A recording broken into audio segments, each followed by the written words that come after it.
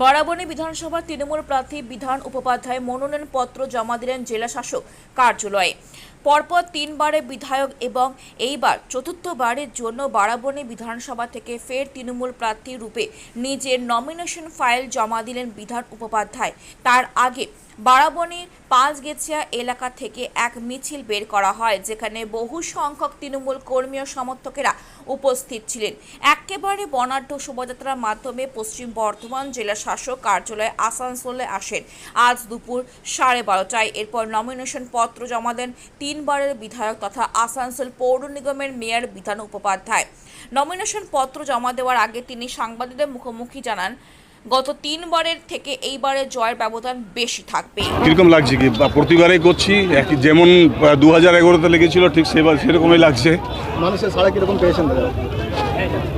সব দেখুন, প্রথমত হচ্ছে আমরা সবসময় মানুষের সাথে থাকি, মানুষের পাশে থাকি, মানুষ তো আমাদের সাথে আছে। দাদা, অসম্পূর্ণ কাজ কি রয়েছে যে এবারে আপনি জয়ী হয়ে প্রথম কাজ আপনার ওটাই হবে? যেটা সবচেয়ে বড় অসুবিধা আছে, জলের সমস্যা রয়েছে একটু।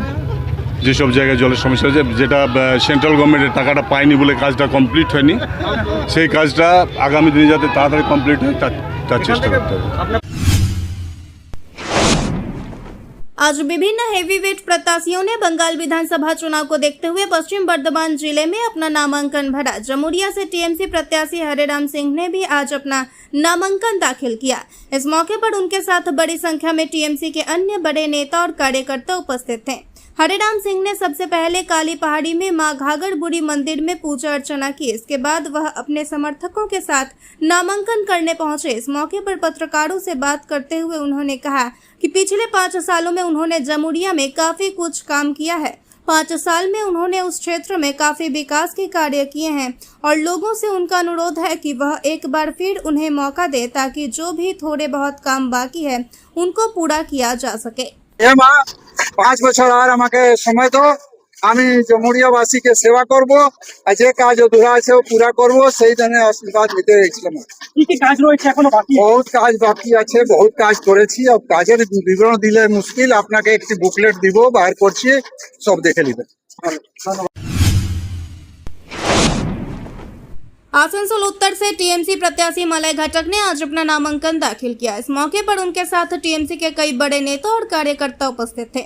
इसके उपरांत आसनसोल के डाम साइड मैदान से एक रैली निकाली गई। इस रैली का मुख्य आकर्षण द बंगला फिल्मों के सुपरस्टार तथा टीएमसी सांसद देव हेलीकॉप्टर से सीधा वह मैदान में उतरे और उसके बाद उन्होंने एक फूलों से सजी हुई गाड़ी में मलय घटक के साथ रैली में हिस्सा लिया।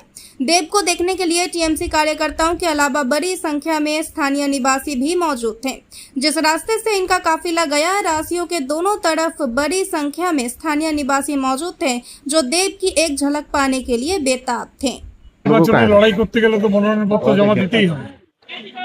আজকের দিনটা আমরা পছন্দ করেছি, ঠিক করেছি যে আজকের দিনে আমরা নমিনেশন দেবো, 12:30টার আগেই দেবো। তো এই আমাদের চলচ্চিত্র শিল্পী দেব, উনি আজকে আসছেন, ওনার একটা রোড শো আছে, সেই রোড শো কমপ্লিট হয়ে গেলে আমরা দেব। দাদা, বিভিন্ন এলাকাতে প্রচার করলেন, সারা কেমন পাচ্ছেন? ব্যাপক শোনা আছে। মানুষের কাছে উন্নয়নের বার্তা নিয়ে কি যাচ্ছেন? তো উন্নয়ন আমরা অনেক করেছি, তো মানুষকে তো বলার দরকার নেই। সব উন্নয়নগুলো আসানসোলেই হয়েছে, সবারই চোখের সামনে হয়েছে। ইউনিভার্সিটিও চোখের সামনে হয়েছে, সুপার স্পেশালিটি হসপিটালও হয়েছে চোখের সামনে, DM office, CP office, district জাজের কোর্ট, সমস্ত বিল্ডিংগুলোই তো চোখের সামনে। এছাড়াও ইউথ হোস্টেল হয়েছে, মহিলা থানা হয়েছে, আইটি হাব হয়েছে, অনেক কিছু।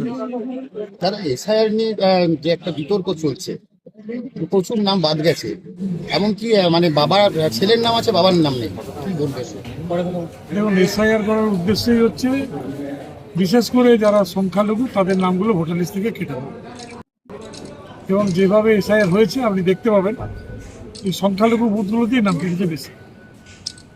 তারপরেও তারা জিতবে না, এটুকু আমি গ্যারান্টি দিচ্ছি। কালকে হচ্ছে দেখা গেল, কালকে দিনভর মালদায়, আজকেও সকালবেলা এই এসআইআরকে কেন্দ্র করে অশান্তির একটা খবর রইল, এটা সম্পর্কে বলুন। আমার সেই খবর আমার নিজের নলেজে নেই, নলেজে না থাকলে বলা ঠিক। ঠিক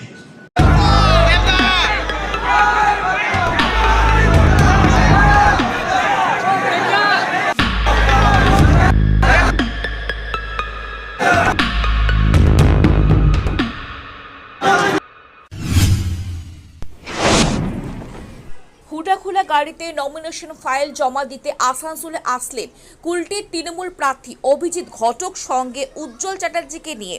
পশ্চিম বর্ধমান জেলার আসানসোলে কুলটি বিধানসভা তৃণমূল কংগ্রেসের প্রার্থী অভিজিৎ ঘটক গতকাল সকাল 11টায় কুলটি থেকে এক বর্ণাঢ্য শোভাযাত্রার রোড শোয়ের মাধ্যমে নমিনেশন ফাইল জমা করার উদ্দেশ্যেও রওনা দেন। এই রোড শো বা শোভাযাত্রা চোখে পড়ার মতন ভিড় ছিল কুলটি এলাকার দলের কর্মী ও সমর্থকদের সঙ্গে। উপস্থিত ছিলেন কুলটি এলাকার সমস্ত তৃণমূলের নেতৃত্বগণ। তবে সব থেকে বেশি তাৎপর্যপূর্ণ দৃশ্য ছিল হুটোহুলা গাড়ির মধ্যে প্রার্থী অভিজিৎ ঘটক সে নিজের সঙ্গে রাখেন কুলটির জনপ্রিয় নেতা উজ্জ্বল চ্যাটার্জিকে সঙ্গে। প্রার্থী অভিজিৎ ঘটক উজ্জ্বল চ্যাটার্জিকে সঙ্গে নিয়ে আসানসোল স্থিত পশ্চিম বর্ধমান জেলা শাসক কার্যালয়ে গতকাল দুপুর 1টায় মনোনয়নপত্র জমা দিয়েছিলেন। এটা তো আমার কাছে নতুন কিছু নয়। এর আগে চেয়ারম্যান ছিলাম, 5 বার কাউন্সিলর হয়েছি, 4 বার এমএলএতে প্রতিদ্বন্দ্বিতা করেছি, 3 বার জিতেছি, 1 বার হেরেছি। তো প্রতিবারই তো করতে হয়। এবারে সিটটা পুনরুদ্ধার করা যাবে? অতি অবশ্যই। কুলটি তৃণমূল নেতা নির্দলে দাঁড়াবে বলে ফেসবুকে প্রচার করছে। আমি জানি না এসব সম্বন্ধে। ঠিক আছে। নমিনেশন ফাইল করে সবারই ভালো লাগে, আমারও ভালো লাগছে। এবং সবথেকে বড় জিনিস হচ্ছে মানুষের সমর্থন নিয়ে আমরা আজকে নমিনেশন ফাইল করলাম। এবং আমাদের যারা সব সিনিয়র লিডার উজ্জ্বল চ্যাটার্জি থেকে শুরু করে সবাই আমাদের এই নমিনেশনের সময় উপস্থিত ছিলেন। সেটা কীরকম লাগছে? জয়ের ব্যবধান কত হবে মোটামুটি? 20,000-এর বেশি হবে। 20,000-এর বেশি।